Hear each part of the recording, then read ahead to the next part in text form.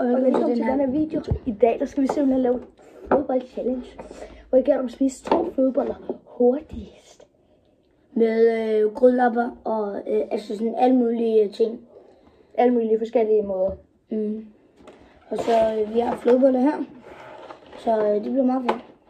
Ja, så lad os bare komme i gang. Så vi finder tingene frem til den første challenge.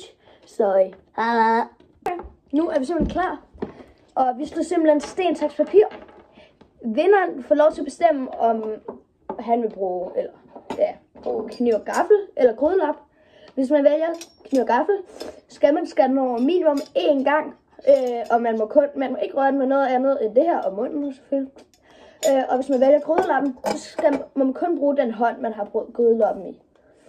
Ja, det er egentlig bare det. Så lad os komme i gang. Så skal vi simpelthen lave sten, saks, papir. Sten, saks, papir nu.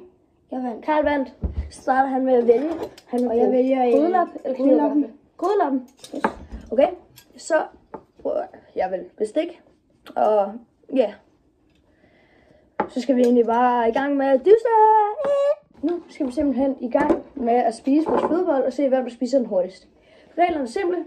Jeg skal skære min over minimum 1 gang, og Karl må kun bruge sin grydelap til at spise den.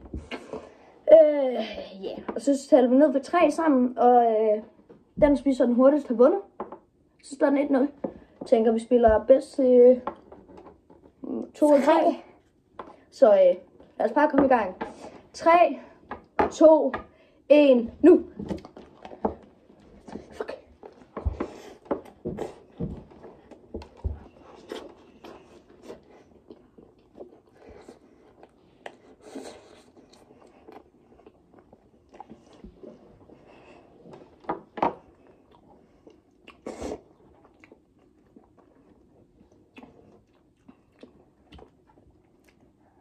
Done. 1-0, mand. Kom nu. Her er mig. Så næste challenge. Har fået grydelappen, og jeg har fået kniv og gaffel. Så vi starter. 3, 2, 1.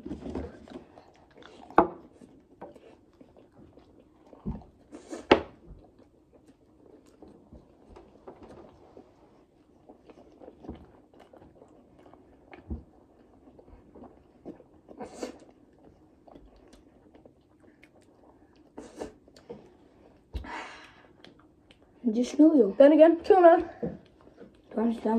La. Kibaba. Okay, nu skal vi simpelthen, hvor man sidste challenge, tror jeg. Altså hvis Karl vinder, så så har vi kun 1 flødebold tilbage. Jeg kaster sygt op det lidt. Brother, what's that? Så hvad hedder det? Den her challenge, der skal vi begge to det samme. Vi må kun røre flødebolden med vores mund. Det betyder, at vi må for eksempel ikke gøre, så vi skal ligesom, bare sådan der. Så vi tæller simpelthen ned for 3, 2, 1.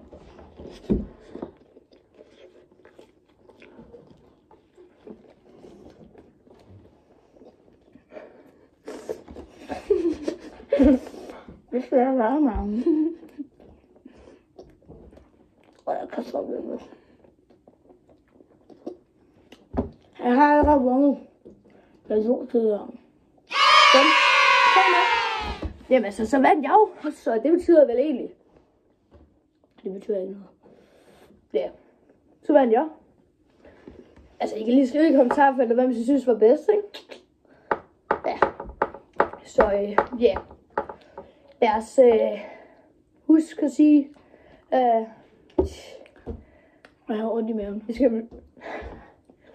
Karl har ondt i maven. Han har skæg på næsen. Jeg ved, om han kan trække vejret igennem. Så ja. Like og subscribe. Del med jeres venner, hvis I godt kunne lide videoen. Så vi ses!